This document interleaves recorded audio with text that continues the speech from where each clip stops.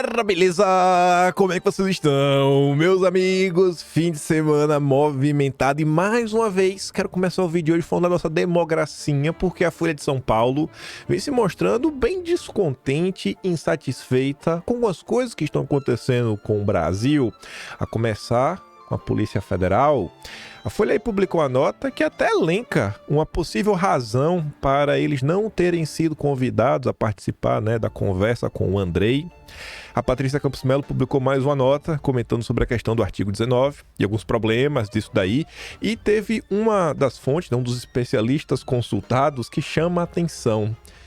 Acho que pelo sobrenome na hora vocês vão imaginar quem é, né? É parente de gente muito importante. Aí a mesma Folha de São Paulo também concedeu espaço para o Rodrigo Valadares, nosso deputado de direita, que está aí à frente da questão da anistia, escrever por que o Brasil precisa de uma anistia. E ainda nesse âmbito aí do judiciário, tem uma questão da Frente pela Liberdade de Expressão, que eu quero comentar umas coisas com vocês, e mais do que isso. Bom, tem uma entrevista aí no Estadão, animadora. O futuro presidente da OAB de São Paulo andou falando algumas coisas sobre vários assuntos do meio jurídico. Aí eu quero mostrar para vocês e trazer um detalhezinho extra que não apareceu na entrevista do Estadão, eu até achei bom não aparecer.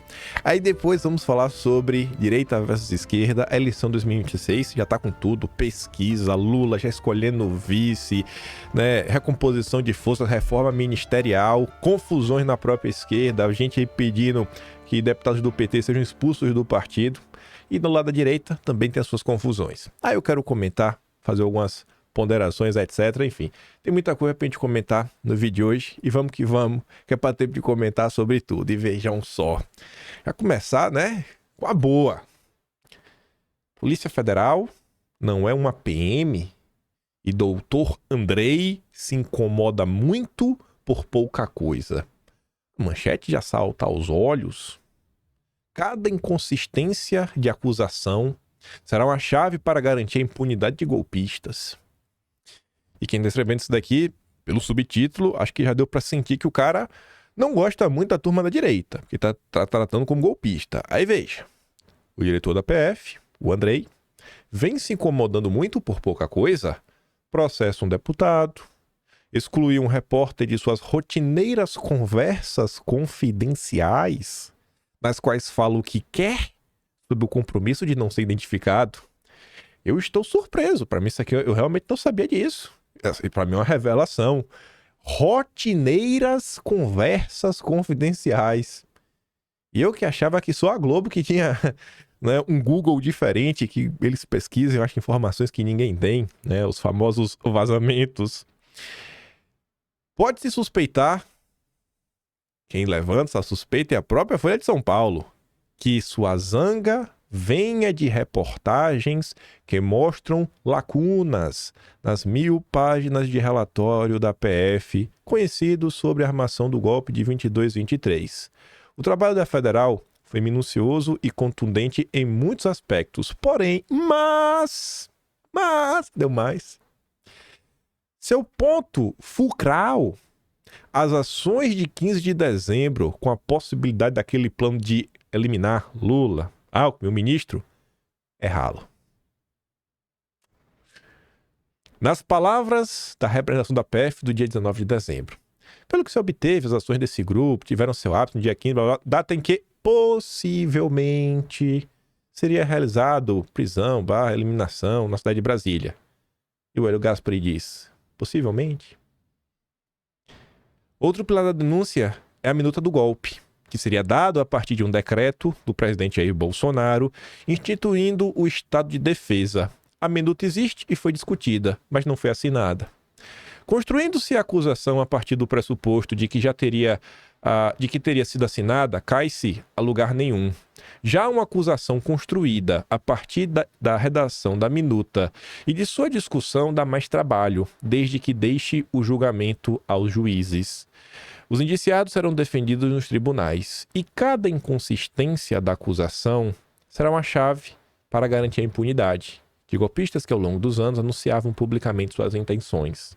Então assim, você vê que o Gaspar ele torce para os golpistas serem condenados, mas ele está reclamando, assim, vocês têm que não pode se estressar tanto, né? Ficar processando deputado, limando a imprensa de reunião. Cara, e a imprensa publicou, porque a imprensa acha que existem coisas a serem esclarecidas. Mas você, bolsonarista de direita, quando você questiona, você é gado. Você é gado, né? Mas menos mal agora até a Folha de São Paulo está questionando também. Aí essa mesma Folha, a gente comentou ontem, mais uma vez na figura da Patrícia Campos Melo. Isso chamou muito minha atenção, jornalista sênior, sempre cobre essas questões de rede social. Hoje em dia, inclusive, não posso falar isso, né? Roda o mundo, fazendo entrevistas, tem acesso a pessoas muito poderosas. Comenta o seguinte: países discutem mais responsabilidade para Big Techs, mas o Brasil se arrisca a ser jabuticaba. União Europeia, Reino Unido, Índia, Estados Unidos debatem imunidade, mas não cogitam obrigação de remoção de conteúdo antes de notificação. Isso só no Brasil. O Brasil não é o único país que está discutindo, né? Enfim, né? Nos Estados Unidos, os republicanos tentam emplacar mudanças para punir plataformas que moderam conteúdo demais, algo que eles consideram ser censura. Moderar demais é o seguinte, né? Toda postagem da direita tem que ser moderada, e a moderação é passa rasteira. A da direita pode tudo. O engraçado dessa matéria é um dos especialistas, também já chegar lá. É que eu tô querendo chegar logo lá. Já na União Europeia, no Reino Unido e na Índia e no próprio Brasil, o objetivo é aumentar os incentivos para as plataformas removerem conteúdo ilegal. A percepção é que as Big Techs não fazem o suficiente. Mas, caso o país siga as teses do ministro Dias Toffoli e da AGU, do Lula, definidas no julgamento do Marco Civil na internet, o Brasil terá uma regulação jabuticaba inexistente nas grandes democracias do mundo. A discussão se encaminhava para o Supremo emendar o artigo 19 do Marco Civil para chegar a um modelo, né, meio parecido com o da União Europeia. Lá vigora o regime de Notice Action, tomar o conhecimento e agir. Uma vez que a plataforma de internet é notificada por um usuário sobre conteúdo potencialmente ilegal, ela pode ser responsável civilmente caso seja processada e perca, a não ser que ele tenha agido rapidamente para remover o conteúdo e analisar a denúncia. Não é necessária uma ordem judicial, apenas uma comunicação extrajudicial. Hoje no Brasil, aí fala a mesma coisa de sempre, né? A plataforma só pode ser responsabilizada se já for noticiada e aí depois de ser oficiada não agir, ficar de braços cruzados, e os conteúdos que tem que estar sempre sendo monitorado e tirado do ar é conteúdo de nudez e direitos autorais. Enfim, era o plano inicial, né? Algo similar à União Europeia. Mas aí o ministro Dias Toffoli, em sua tese, e o governo Lula, a manifestação da AGU, 100% alinhado, estabelecem um regime de responsabilidade objetiva para empresas de internet. Nesse regime, as empresas podem ser responsabilizadas caso haja conteúdo ilegal, mesmo antes de receberem ordem judicial ou notificação extrajudicial, como a denúncia de usuário. Com isso, elas teriam de monitorar ativamente todo o conteúdo veiculado em suas redes e remover postagens potencialmente em violação. O que é impossível. O ser humano não tem tecnologia para isso hoje em dia.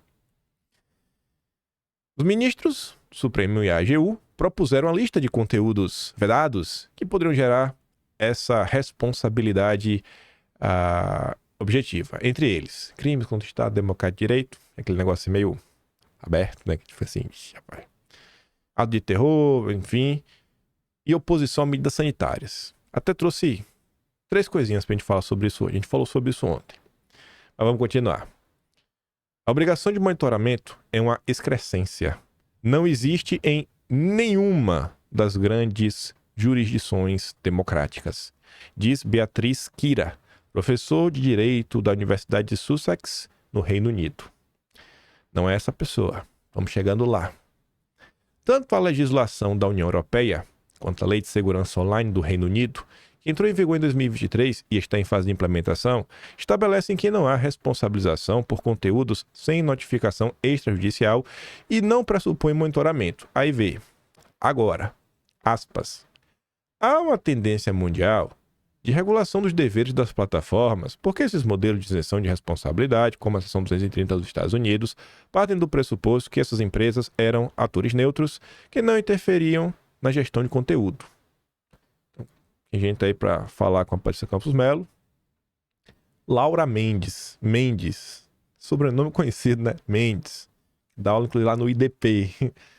Enfim, né? Acho que nessa turma tá lidando muito bem com o que tá sendo proposto. É surreal. O que tá sendo proposto é assim... Qualquer pessoa que você conversar, que entendeu o mínimo de internet, rede social... Nada disso não. Assim, de computadores. Softwares, algoritmos... Ele sabe realmente o que é a rede social e assim, você pede para explicar, cara, como que você pode monitorar tudo o que está sendo postado. Eu nem coloquei aqui, saiu uma matéria no Globo, ou foi, o próprio Estado, não lembro. Falando o seguinte, que foi no Globo, que as plataformas, durante as eleições, só o Facebook, eu acho que estava removendo 36 perfis por minuto. Isso é a quantidade, assim, perfis sendo removidos. Imagina a quantidade de postagens por minuto. Por mais que você tenha algoritmos super inteligentes, inteligência artificial, cara, estão pedindo um pouquinho demais. Dá só uma pausa aqui no que está sendo dito, nas críticas da própria matéria, só para voltar naquela questão ali, ó. Oposição a medidas sanitárias. Ô, rapaz. Ah, não. Vamos... Aqui, pronto. Pronto. Só para falar essa questão de medida, né? Para não descontextualizar. Família de gestante que veio a óbito após... vai receber mais de 1 milhão de indenização. E aí? Não é? Complicado, né? Às vezes, algumas questões sanitárias, no primeiro momento, parece ser, é a solução, todo mundo vai se salvar. Aí o tempo passa, pô, não é bem assim. Lembra do Dória? 95% de eficácia. Então, né? Não era 95%. Então tem coisas que são meio complicadas. Tem coisas que são bem complicadas, né? Várias coisas que tem que fazer isso, tem que fazer aquilo outro, pra falar, pô, não funciona depois de um tempo. Tô falando nesse caso, não. Tô só ponderando que é bem complicado você querer dar esse poder, né? De falar o que é certo e o que é errado. Principalmente quando você lida com coisas que podem, sei lá, ser novas. Surgir do nada, assim. E você não vai ter um consenso científico tão rápido. Só porque a gente tá comentando essa questão de saúde, né? Pais que não deram os filhos são condenados a pagar até R$ 8.400 de multa em Santa Catarina. Pais não tinham justificativa médica fundamentada para não dar, segundo o Ministério Público. Esse é o Brasil, né? Esse é o Brasil. O Brasil sabe mais do que todo mundo. Aqui na Austrália ninguém é obrigado. No Brasil, Ave Maria. E só para voltar ali, ainda aqui nesse âmbito, né? Essa questão da indenização. Essa senhora aqui, sério, eu nunca nem imaginar a dor que a dona Arlene passa. Você deve lembrar do caso do filho dela, né? Do Bruno. E ela comenta, ó, Justiça concede indenização para a família da promotora Thais Possati, no valor de 1,1 milhão de reais pagos pela empresa. Aguardo julgamento do caso do meu filho, ansiosamente para que a justiça seja feita. E eu tenho certeza que a dona Arlene, ela não tá nem aí por dinheiro. Pode ser R$ 1. Pode ser... Ela não tá isso. A pessoa, diante do que aconteceu, tendo até o fim nesse caso, porque nem o dinheiro vai trazer, né, as vidas que se foram. Mas enfim, né? Acho que muitos de vocês conhecem a história dela e também do Bruno. Teve até a lei, inclusive, né, que foi proposta. E a justiça realmente seja feita. Mas vamos voltar. Aí a dona Laura Mendes considera que o cenário hoje é muito diferente porque todos têm clareza de que as plataformas intervêm no fluxo de informação por meio de algoritmos que controlam o escopo e a priorização do conteúdo. Mendes, assim como outros especialistas, defende também uma abordagem sistêmica na regulação. Pela lei europeia, as plataformas têm de fazer relatórios sobre como pretendem lidar com os riscos sistêmicos, com diversos conteúdos, né? Enfim, desde crimes até discurso de ódio, efeitos sobre processos democráticos, saúde pública e mental. Mas ainda assim tá melhor do que a turma tá propondo aí até o momento. Além disso, as redes terão que publicar relatórios de transparência em que expliquem quais conteúdos removeram e quais mudanças em seus algoritmos fizeram para mitigar riscos. Auditores avaliam os relatórios e, caso haja descumprimento generalizado, as redes podem ser multadas. Não há punição por conteúdos únicos. É porque não vai resolver, sabe? Mas bom mesmo é imprimir em formato de pergaminho. Sabe pergaminho que você vai abrir no papel e ele não tem fim? Você pega o código do algoritmo, você imprime em pergaminho. Aí você vai no julgamento sem falar nada. Na hora que chega assim, fala, rapaz, aqui ó, tudo que a gente tá falando a gente faz. Aí você joga o pergaminho gigante, tá aqui ó. Aqui tá o nosso código. Vocês poderiam aqui apontar qual parte do código você quer que a gente mude? Óbvio que ninguém vai falar, né? Porque é uma coisa muito mais técnica. Mas no primeiro momento que ele fala assim, a gente não entende nada do que está sendo escrito aí. Você vai falar exatamente isso, né? Vocês têm que entender que não é uma coisa, às vezes, de questão de não querer. Às vezes a gente quer ajudar, mas às vezes estão fazendo guarda-demandas que são impossíveis. Já imaginou numa canetada você querer obrigar uma empresa a fazer um carro voador? Nem sempre querer é poder. Imagina numa canetada você querer obrigar uma empresa de, sei lá, uma empresa de produção de motores, construir um motor a carro nuclear. Numa canetada, talvez não funcione, né? Talvez algumas coisas dependam de algum avanço tecnológico que ainda está distante da capacidade humana. Na mesma linha, a lei do Reino Unido prevê que as maiores plataformas façam relatórios sobre como estão aplicando os termos de uso das próprias empresas e supervisionando seu cumprimento no chamado dever de cuidado. A pressão para que as redes sociais façam um trabalho melhor de moderação de conteúdo legal tem aumentado em diversos países, mas uma decisão legisladora do Supremo, criando regras em vez de apenas delimitar a imunidade, pode acabar criando insegurança jurídica. Pode. Diz Ivar Hartmann, professor de Direito do INSPER. Na Índia, também há um movimento para restringir a imunidade das plataformas. A lei local isenta as Big Techs de responsabilidade por conteúdo postado por terceiros, desde que elas obedeçam a ordens judiciais ou governamentais para a remoção de conteúdo. Mas o governo lá do MOD vem aumentando as responsabilidades por meio de emendas à lei e tudo mais.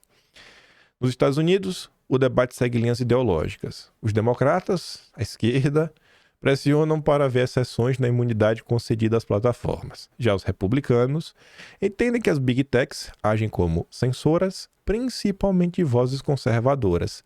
A pressão se intensificou desde que Trump foi banido do YouTube, Facebook, Twitter, acusado de incitar violência e tudo mais.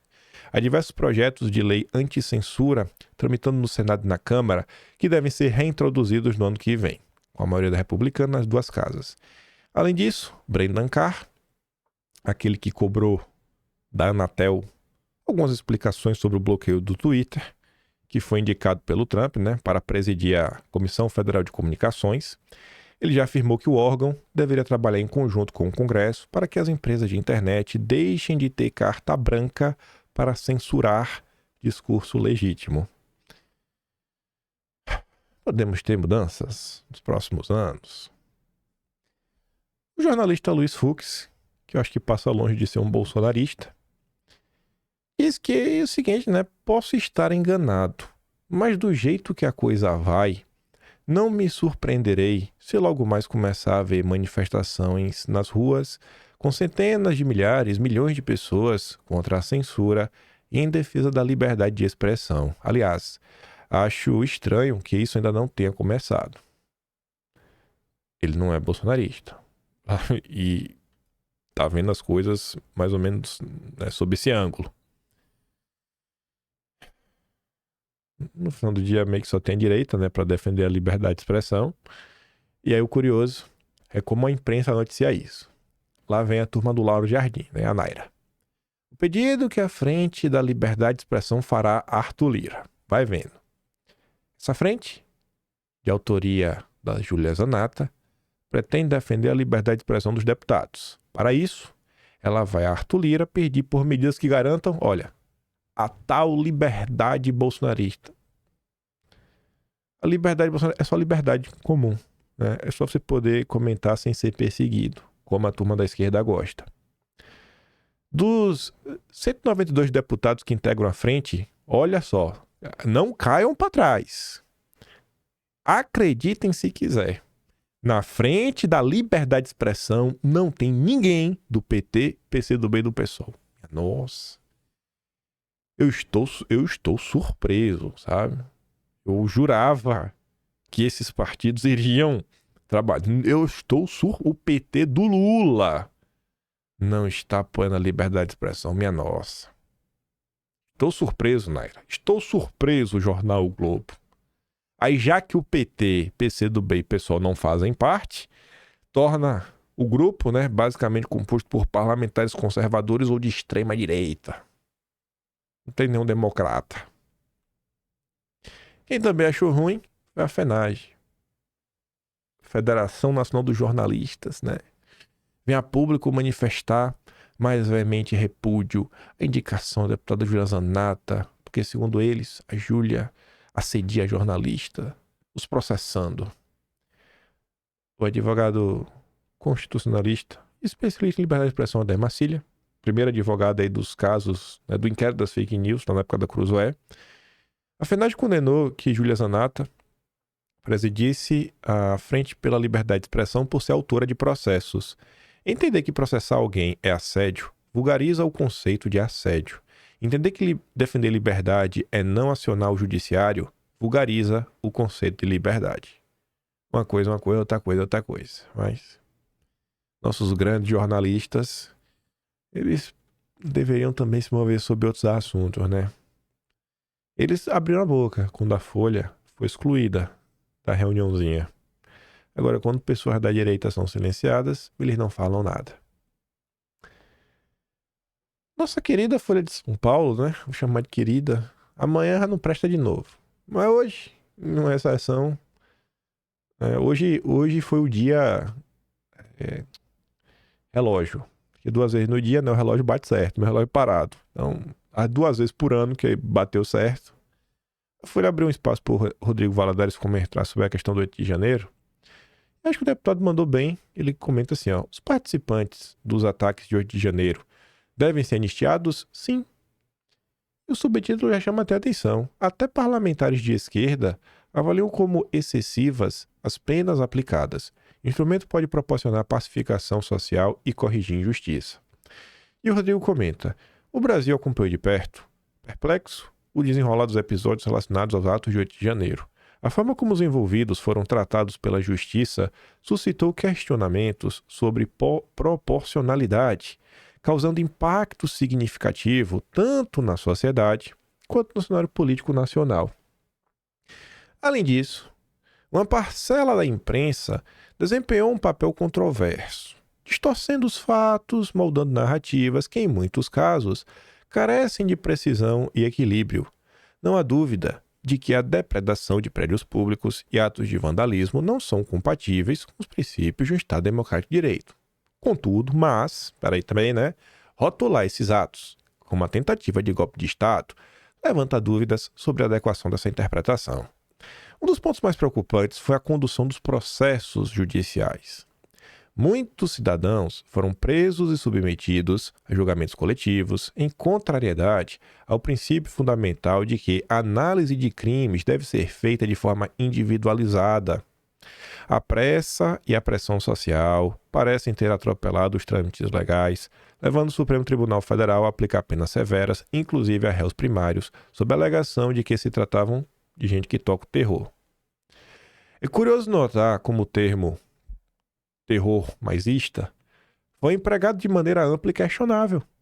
Os acusados, em sua maioria, não portavam ferramentas, mas sim bolinha de gude, bíblia, bandeiras.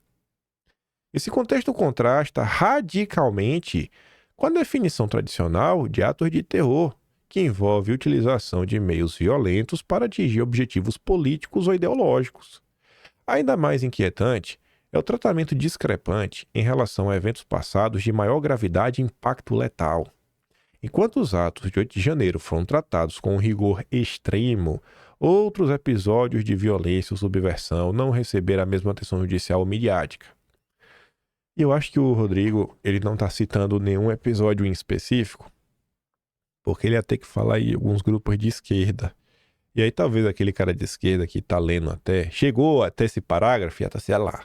Agora vai querer falar que que o que o MST faz é igual. Aí acho que ele só deixou assim no ar, né? Quem tiver ouvidos, que vá lá e tire as suas conclusões. Essa seletividade de tratamento levanta questões cruciais sobre o equilíbrio entre justiça e imparcialidade, além de alertar para os riscos de narrativas que favorecem apenas um lado do debate público. Em uma democracia saudável, é fundamental que o rigor da lei seja aplicado de maneira uniforme e que os fatos sejam apresentados de forma honesta, sem distorções ou generalizações que desvirtuem a busca pela verdade. Mesmo que houvesse no coração daquelas pessoas a vontade de dar um golpe e cometer os crimes tipificados, mesmo que eles quisessem, no fato e análise, esse crime seria de impossível consumação. Não havia liderança, não havia articulação com as forças, e muito menos o meio utilizado, uma manifestação que fugiu ao controle, seria capaz de ocasionar o resultado em tese desejado.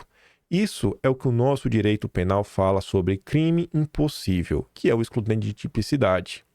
Também é de saber que até mesmo parlamentares da esquerda, dentro do Congresso, avaliam como excessivas as medidas tomadas pela Justiça. Sentimos que existe na sociedade um sentimento de justiça pelas penas super exageradas, e hoje, a anistia é o instrumento eficaz necessário para baixar essa temperatura social, ter a pacificação social e corrigir essa situação indevida no Brasil.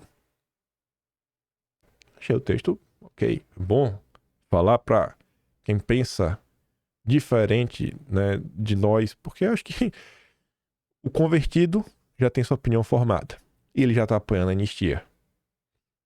Acho que colocou ali um tom ok, né? Falando ali, sem gritar demais, sem pé na porta, sem lavar a alma, tentando colocar alguns argumentos para ver se traz mais apoio da sociedade para esse tipo de agenda. Acho que o Rodrigo Valadares mandou bem. O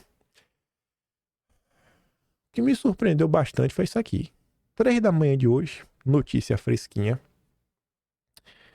Eu trago uma informação que o fato do Estadão não mencionar chamou minha atenção. Porque eu acho que é típica informação que quando você... Eu acho que o Globo sairia e o Globo usaria essa informação para descredibilizar o autor dessas falas. Mas não vou falar o que é, eu vou falar ao final, aí vocês vão entender. Talvez alguns já saquem, né, já acompanharam algumas movimentações, conhecem um pouco do futuro presidente da OAB de São Paulo. Mas veja ali, ó, olha a manchete. Supremo virou o grande tribunal criminal com poder desmedido. Acho que ele está criticando, né? Diz presidente eleito do OAB de São Paulo. Em entrevista a uma do Estadão, Leonardo Sica critica a figura de juiz universal adotada nos processos de 8 de janeiro, defende limites à atuação do Supremo e também propõe mudanças que impactam na atuação política dos dirigentes da ordem. Aí tá lá. Eleito com votação recorde para presidir a Ordem dos Advogados do Brasil, seccional São Paulo, a maior do país, o criminalista Leonardo Sica tomará posse em janeiro de 2025, disposto a mexer em alguns vespeiros. O primeiro é pressionar por mudanças na composição e também na atuação do Supremo Tribunal Federal. Sica reclama de poder excessivo da Suprema Corte. Considera muito graves as restrições ao uso da palavra nos tribunais. Diz que a figura de um juiz universal, no caso do 8 de janeiro, levará ao risco de anulação do julgamento, da mesma forma que vem ocorrendo com a Lava Jato. Aspas. A interferência do judiciário em todas as esferas da vida pública de uma maneira incontida. Isso é ruim. A gente tem que encontrar uma maneira de redefinir os limites do judiciário. Todos os poderes têm que ter limites. Para o futuro presidente da OAB de São Paulo, há ativismo no Supremo. E para enfrentá-lo, é preciso estabelecer mandato para os ministros e reduzir o foro privilegiado para o presidente da República e ministros. O Supremo hoje é um grande tribunal criminal de todas as autoridades do Brasil. Isso dá um poder desmedido. Você tem um desequilíbrio institucional evidente. Há 11 pessoas que julgam todos os deputados, todos os senadores, todos os ministros. Sica avalia que os processos do 8 de janeiro são exemplo claro da competência estendida do Supremo e diz que os réus deveriam estar sendo julgados pelos juízes de primeiro grau. Os ministros do Supremo não tinham que estar julgando todo esse monte de gente. Não tem como juiz ouvir o advogado de 3.000 pessoas, observa o Sica. Uma das consequências disso, complementa, são as limitações à defesa. Aspas de novo. Quando eu vou lá falar no tribunal, eu não estou falando por mim. Estou falando por alguém que não pode ir falar por conta própria. Então essas tentativas, especialmente os tribunais superiores, de limitar a voz dos advogados, pedir para gravar a sustentação oral, tudo isso é muito grave. O criminalista diz que a figura do juiz universal, adotado no julgamento do 8 de janeiro, repete o modelo adotado nos casos do Mensalão e depois da Lava Jato, mas com um agravante.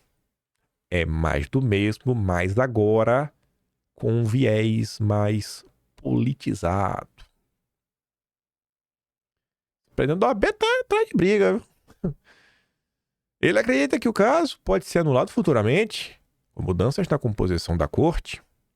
A gente já viu acontecer isso uma vez. No começo da Lava Jato, o Supremo Tribunal Federal estava validando tudo o que acontecia. De repente, houve uma outra mudança de composição de turma do próprio Supremo e o Supremo passou a invalidar algo que vinha validando. Então, sim, a gente corre o mesmo risco. Nesta entrevista, ele também fala de temas áridos à própria OAB, como as queixas de que a ordem virou uma grande instituição cartorial e perdeu relevância no debate democrático nacional. Também defende eleições diretas para o Conselho Federal da OAB e quarentena para os dirigentes que quiserem entrar na vida política partidária. Assim, eu não quero me empolgar, né? E ser um simples crítico também não significa muita coisa, que o Brasil será salvo. Mas, gente, veja só, né? Veja só. O cara já foi eleito. Esse cara fez essas promessas, assim... Uma coisa é você fazer essa promessa é ser eleito. Não, você já foi eleito, você podia meio que ter diminuído o tom, se esse fosse o interesse. Até o momento não diminuiu o tom. Ok. Isso também não significa muita coisa. Agora, tem um fato que é o mais curioso de todos, que eu falei pra vocês que não apareceu na matéria. O Leonardo Sica, como todo ser humano, tem pai, tem mãe, tios, tias, avô, avó. Você sabe de quem ele é sobrinho? Ele é sobrinho do senhor Valdemar da Costa Neto, também conhecido como presidente do PL, o partido de Jair Bolsonaro. Será que ele tá falando isso daqui por alguma razão? Será que ele tá insatisfeito com o que aconteceu com o tio dele? Não sei. Eu realmente não sei. Não sei, não tenho nenhum tipo de bastidor com isso. Mas lembro que o Valdemar estava na campanha por ele. E o Valdemar tá aí, né? Na pista também. O Valdemar descobriu um pouco mais sobre a democracia brasileira. Eu acho importante, né? A gente conseguir ter mais pessoas comentando sobre determinados assuntos, falando da necessidade de uma pacificação nacional, sabe? De reencontrar um certo equilíbrio. Porque as coisas... Acho que para quem tá na direita estão bem ruins, né? O pessoal tá reclamando demais. Então, enfim, vamos ver como é que vai se comportar a OAB de São Paulo, a principal OAB do país, como é que ela vai se comportar a partir do ano que vem, né? Espero aí que tenha alguma mudança positiva. A observar, né? A acompanhar. Se fosse a Globo, eu acho que ia dar destaque. Ah, e o sobrinho do Valdemar falou isso. Porque se for o sobrinho do Valdemar que disse, né? Quem que vai levar a sério? Ele tá falando em causa própria, ele tá falando pra defender o tio. Mas o Estadão nem citou isso, né? Só citou, não, cara, é o futuro presidente do AB. Opinião técnica. Enfim, vamos continuar, né? Deixa a democracia de lado pra gente falar de esquerda e direita, eleições. A turma do Dilma já está se movimentando, como vocês podem ver. Também 3h30 da manhã de hoje, notícia fresquinha. Lula prepara a reforma ministerial para atender ao Congresso e, obviamente, amarrar apoio em 2026. Já é o foco. Nem acabou o segundo ano, já tá pensando na reeleição. Ah, Dilma. Pessoas próximas a Lula confirmam que está em discussão a dança das cadeiras no governo para acomodar interesses de partidos aliados, que poderiam garantir apoio tanto em votações na Câmara e no Senado, quanto nas eleições em 26, e também para melhorar a gestão em áreas vistas como problemáticas. A expectativa é que Lulinha possa anunciar as trocas em seu time até o início do ano que vem, para que já comece a segunda metade do mandato com a nova equipe e a renovação da aliança com partidos de centro. Aí uma das insatisfações estaria no PSD, do Kassab. A avaliação de aliados de Lula é que, antes de pensar em 26, o governo deveria tratar de conter o descontentamento da bancada do PST da Câmara, que tem um pedido do Ministério Maior. Só mando ali um pouco na questão da pesca, que não tem poder nenhum. Um ala do PSD considera natural a adesão ao projeto de reeleição do Lula. É a ala do Pacheco, do André Silveira. Alexandre Silveira. Já que o partido pode encabeçar os palanques dos petistas no Rio e em Minas. Líderes da legenda afirmam, contudo, que o grupo, descontente com o governo, formado principalmente por parlamentares do Sul e Sudeste, pode ganhar argumentos para se alinhar à oposição em 2026, se não receber espaço na esplanada. 100% fisiológico, né? O que importa é estar perto do poder. Só isso que essa turma se preocupa. Lulinha sabe que a situação dele não tá boa. O Lula ele é um cara de esquerda, não tem como negar. E a Raquel Landim, nossa grande lulista, fala assim que se alianças permitirem, Lula vislumbra colocar o Haddad como vice. Só que o Haddad e colocar o Haddad como vice não é porque o Lula, sei lá, quer fugir do centrão, ele está desgostoso com a Alckmin. Se as alianças que vêm sendo costuradas permitirem, Lula vislumbra a chapa puro sangue para 26, com Haddad de vice. Por quê? A vontade de contar com Haddad vem da consciência de Lula de sua finitude, ou seja, todo mundo tem um fim, até o Lula. Com 79 anos agora, ele vai chegar nas eleições com 81. Tá cansado. Ele não quer correr o risco de, numa eventualidade, ter que deixar a presidência da República nas mãos de um aliado que não tem plena confiança. Se Lula está pensando nisso agora, é porque alguma coisa já aconteceu que ele está sentindo, desde já. Lula está cansado, né? A escolha de Haddad como vice também deixaria claro para o PT quem é o seu sucessor em 2030. Então, até aqui o presente momento, você teve uma mudança no tabuleiro geopolítico. O principal fiador internacional do Lula perdeu a eleição, que é o Partido Democrata nos Estados Unidos. E perdeu, mas perdeu mesmo. Lula tem o apoio da União Europeia, mas a galera da esquerda, meio lá, globalista, não está no seu melhor momento. O principal fiador era o Partido Democrata dos Estados Unidos. Enfim, você tem o Trump, a gente não sabe se vai jogar contra ou se só não vai jogar a favor, como era o Biden. O próprio José Dirceu deu entrevista no Globo falando isso. E, tem que esperar, né? Vamos botar aqui então, tem que esperar para ver como é que vai ser. Tem a situação econômica do Brasil. Tá um caos. Caos. Em todos os sentidos falando. O desemprego caindo, pleno emprego. Não, confia no Lula, né? Tá ótimo o Brasil. Aí você tem essas próprias disputas internas do Centrão. E a disputa pelo Senado eu acho que vai ter um certo, como eu posso falar, né? Um certo ponto, realmente assim, vai ser um ponto que vai convergir, vai divergir muitas coisas. Vai ser um dos pontos focais aí pela eleição de 2026. Aí você tem nesse meio de caminho a insatisfação popular, o que vai levar, isso é normal, né? Sempre tem a tendência de escolher quem tá do outro lado, porque quer tirar o governo, não sabe o que está acontecendo diante de si. Aí Lula ainda está enfrentando um desgaste generalizado com o mercado e desgastes com sua própria base, que é o que a gente comenta dia sim, dia também. E esse desgaste vem tendo porque Lula está tentando manter o mercado feliz a maior parte do tempo. Aí você vê isso daqui, ó. Companheiro Ivan, companheiro Dante Raimundo, perseguindo aqui as deputadas do PT. Érica Cocai e Natália Bonavides votaram contra o próprio PT, abraçando as mentiras do pessoal. Não tem nenhuma mentira. Está sendo proposto mudanças no salário mínimo e no BPC. O BPC é inaceitável o que vocês estão propondo. Elas não apoiaram isso. Aí o Dante já pede, ó. O PT já expulsou essas queridas? Acho que elas querem fazer companhia para a Heloísa Helena no ostracismo dos traidores. Para você ver que esse comentário aqui do Dante não é um comentário único nas redes, mais pessoas fizeram, só que não está trazendo 1001 comentário, né?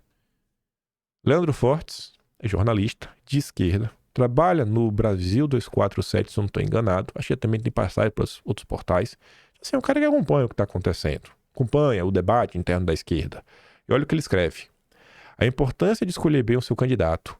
Voto há muitos anos em Érica Cocai para deputada federal. Nunca me decepcionou. Agora, os liberais do PT querem expulsá-la do partido por ela ter votado contra os cortes no BPC no salário mínimo a favor dos trabalhadores.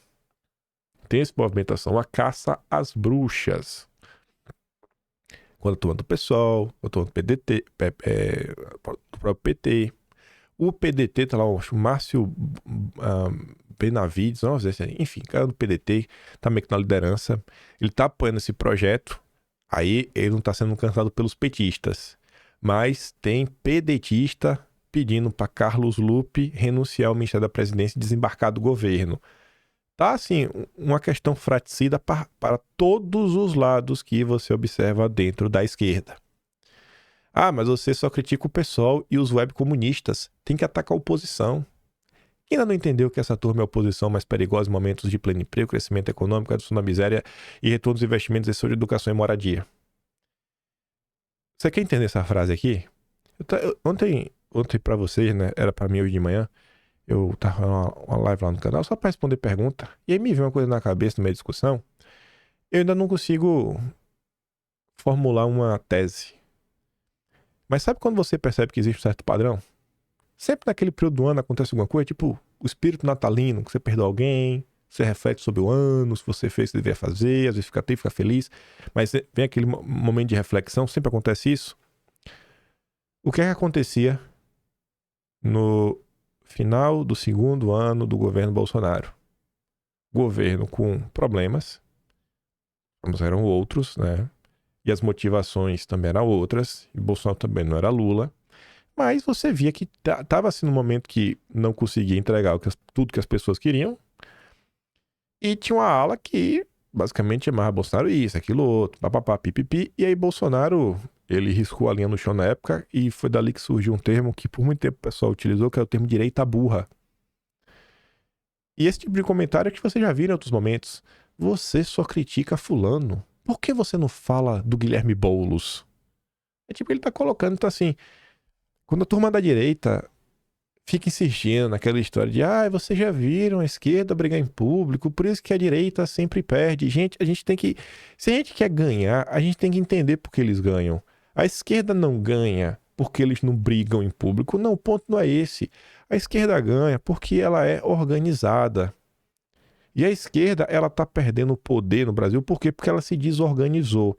Ela não só se desorganizou, como a esquerda, ela perdeu o domínio do discurso. O discurso da esquerda não conquista. Eleição se vence, né, na teoria, no voto. Se o cara comprou a sua ideia e votou em você, você vence. É para ser assim. Não adianta você querer só reclamar. Se você não converter o cara, ele não vai votar em você, você não vai vencer. Você tem que conseguir converter o cara para o seu lado. Ponto final. Zé Fini. E Zé Fini, sabe? Então, a esquerda venceu assim, com discurso.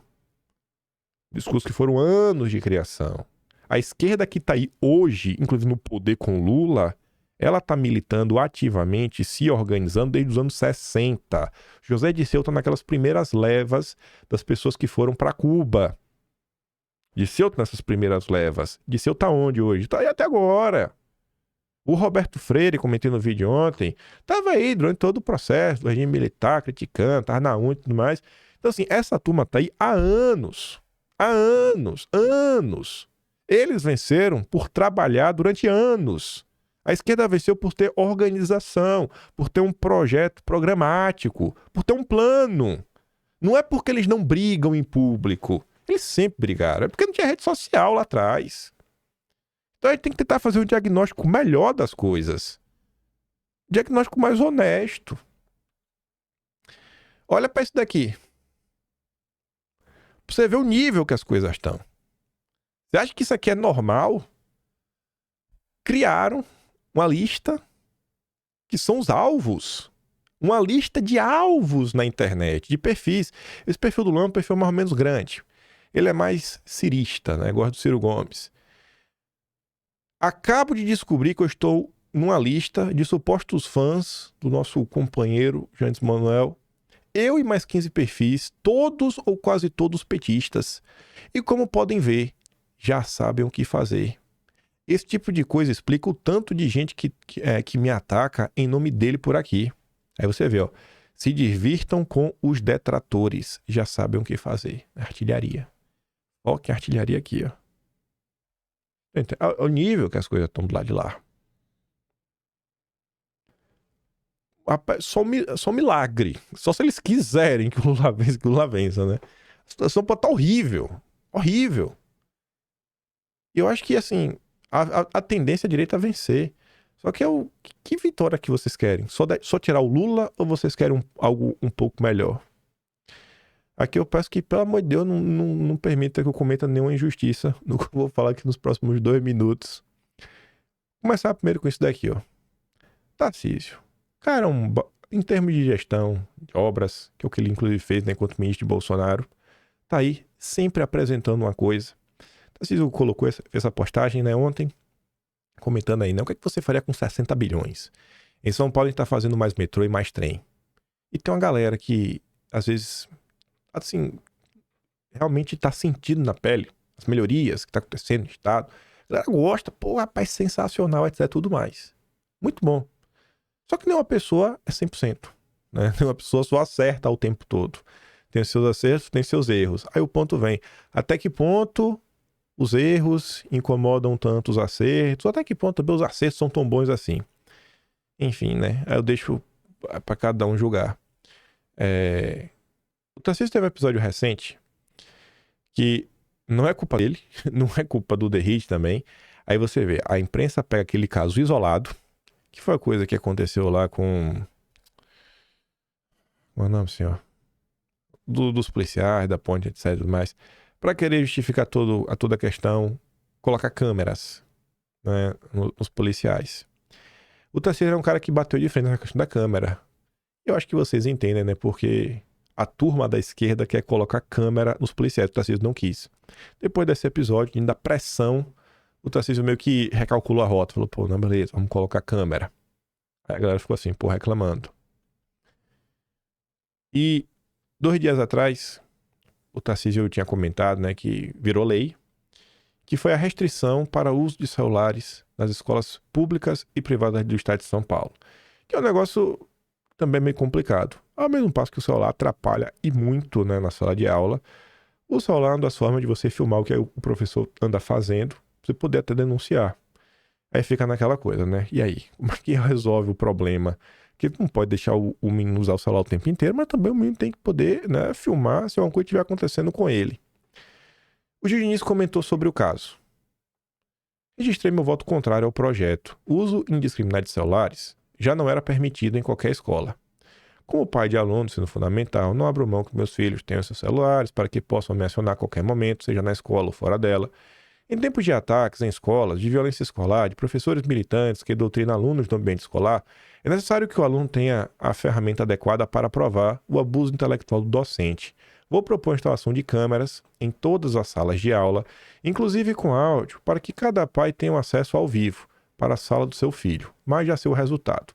Me chamaram de polêmico, pitbull, briguento, etc. E, como sempre, não deixarão meu projeto ir adiante. O Mário Frias aí na mesma linha do que disse o Gil. A proibição de celulares é um ataque às liberdades individuais das crianças e dos pais, que perdem o direito de monitorar e cuidar diretamente de seus filhos. Para remediar essa medida totalitária, estou protocolando um projeto de lei que prevê a instalação de câmeras dentro das salas de aula em todo o Brasil.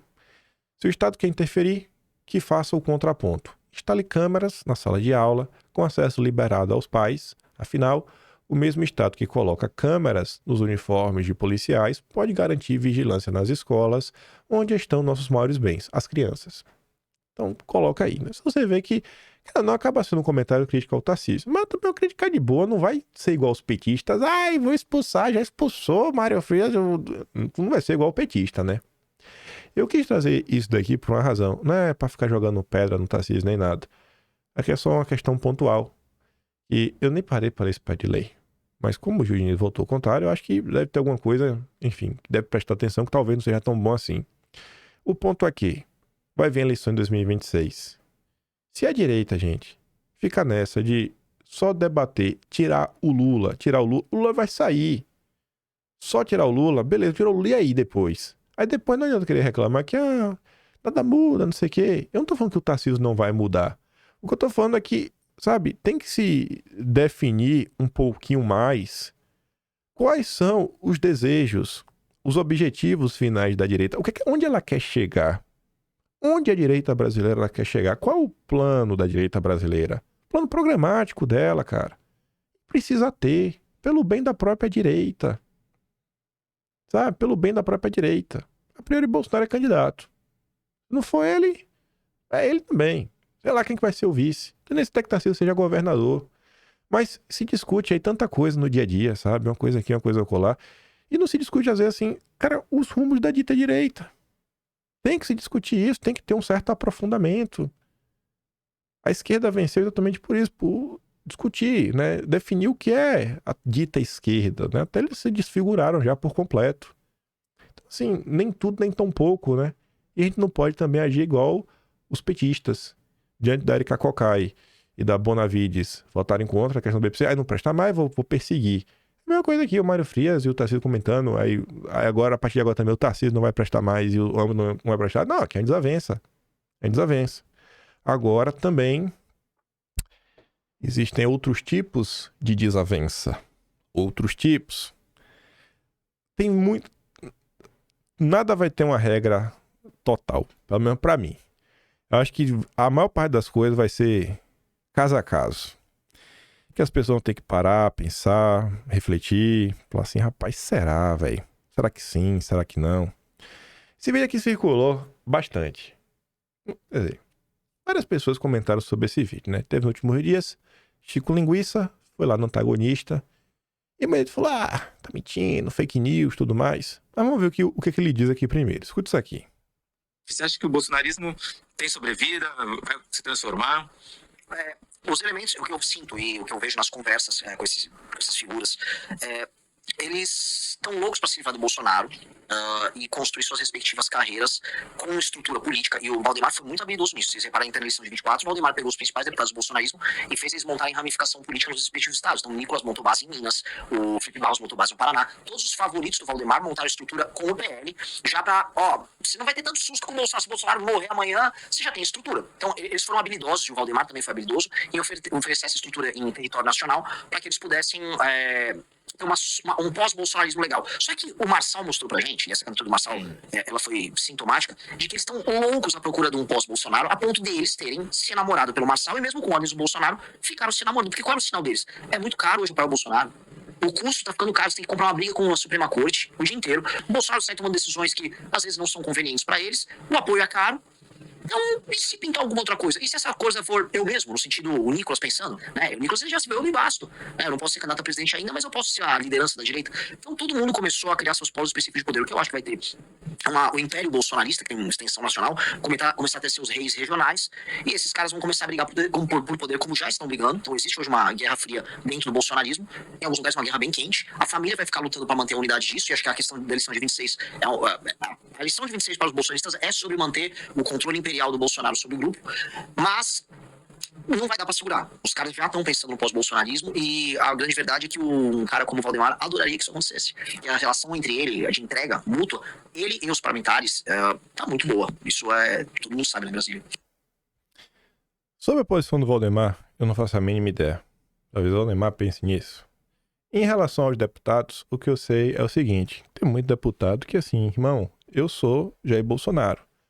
Bolsonaro por esse caminho, eu vou por esse caminho. O Felipe Barros que o Renan tá falando aí, Bolsonaro, né? Em nenhum momento o Felipe Barros se engraçou pro Pablo Marçal. Em nenhum momento se engraçou pro Pablo Marçal. Nenhum, zero. Agora, tem outros deputados que sim, tá tendo, né, essas movimentações. Como é isso? Em algum lugar tem uma guerra mais aberta.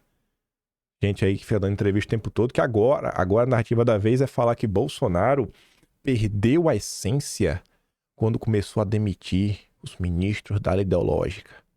Aí o grande comentador, né, participante de várias lives, Ele usa o Weintraub como exemplo, né? Eu falei, rapaz, aí eu falei, nossa. Aí eu pensei, né? Por que esse cara não se atém um pouco à ordem dos fatos, contar o que aconteceu, né? A pressão que o próprio Weintraub estava sofrendo, até a possibilidade de prisão. Na época, todo mundo assim, cara, o que tá acontecendo? Estavam falando disso, né? O Estado brasileiro estava atrás até de prender o cara por fala que ele disse. Aí você vê, pô, o Bolsonaro não só ajuda ele, arrumando um emprego no Banco Mundial, depois arruma um emprego pro irmão dele. Mas não, o Bolsonaro perdeu sua essência. Cara, eu falei assim, mas rapaz, que cara é esse, véi? E eu tô falando pra você, já tem meses. Da mesma forma que o Renan disse aí que conversa com pessoas. E eu acho sim que o Renan Santos anda conversando com as pessoas do bolsonarismo. Eu acho, você falou, meu, mas os deputados. Enfim, né?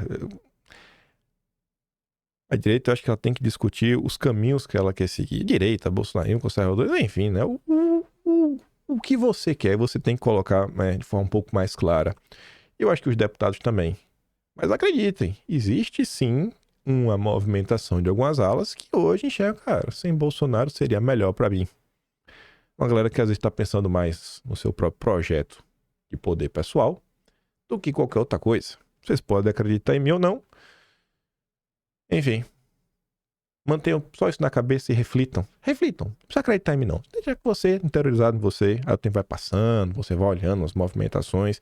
Até 2026 tem muito chão, tem muita água.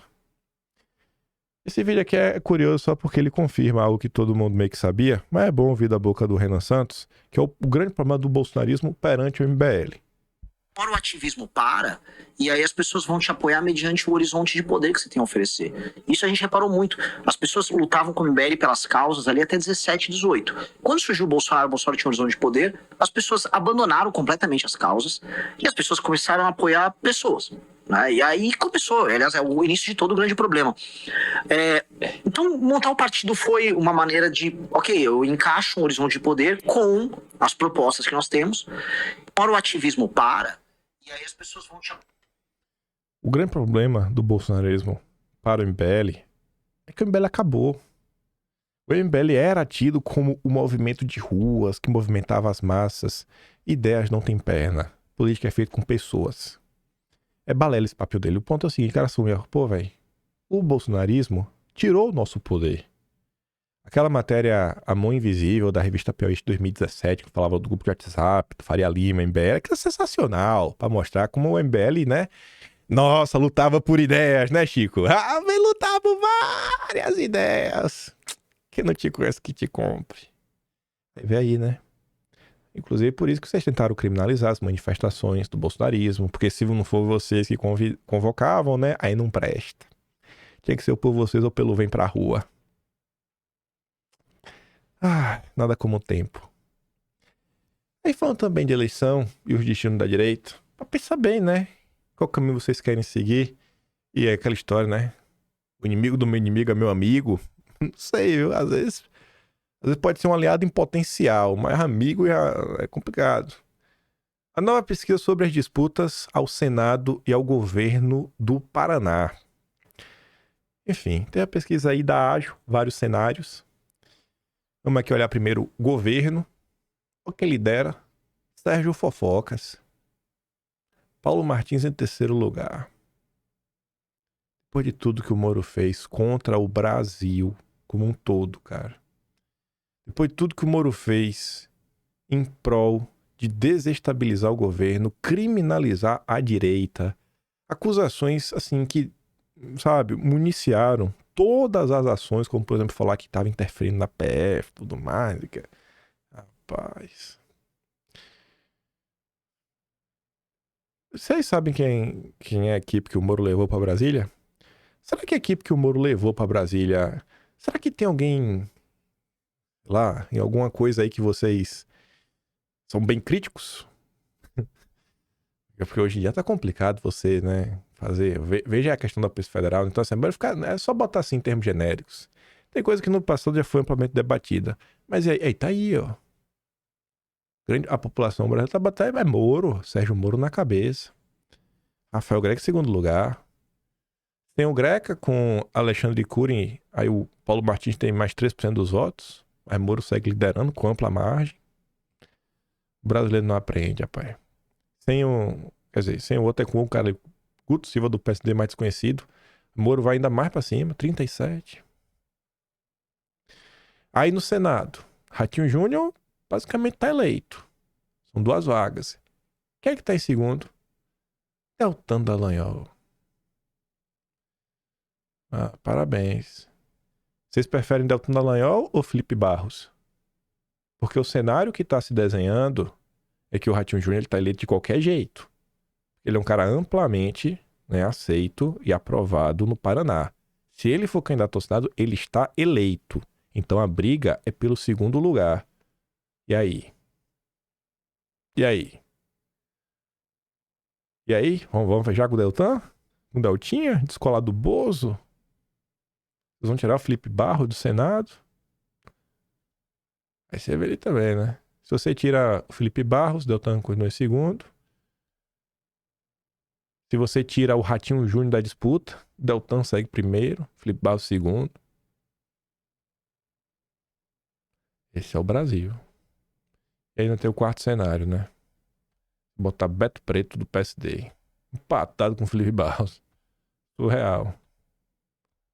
Então pensem bem, né? Que vocês querem apoiar, qual caminho vocês querem que a direita siga. Depois não reclama. Depois fala, o cara entrou lá, um oportunista. Pô, mas te avisaram, né?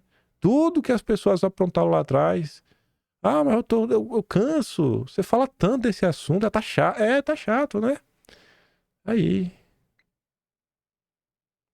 Pois é.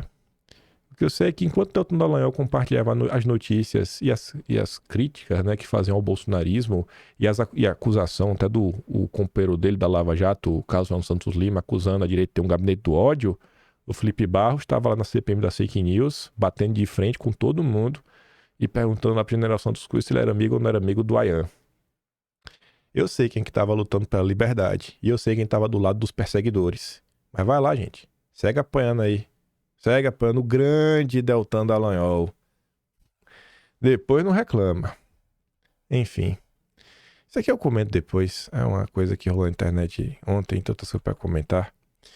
Mas acho que por hoje eu comentei na maior parte do tempo que eu queria falar. É isso. 2006 tá na mesa. O Brasil tá aquele caos. Respira aí, pondera bastante. Vê o caminho que vocês acham que o Brasil tem que tomar. A gente tem que começar a discutir mais a fundo alguns temas, sempre que possível, por mais que a gente não domine. E por hora é isso. Eu fico por aqui. Se você gosta do meu trabalhinho, personalmente do canal, tem um Tony Valeu, tem o P na descrição e tem um Atlas brasileiro, onde vamos registrar tudo, né? Até 2026. Depois disso eu não garanto. Compartilha, volte amanhã e eu deixo aquele grande beijo, abraço, tamo juntos. Valeu, meus amigos. Fui!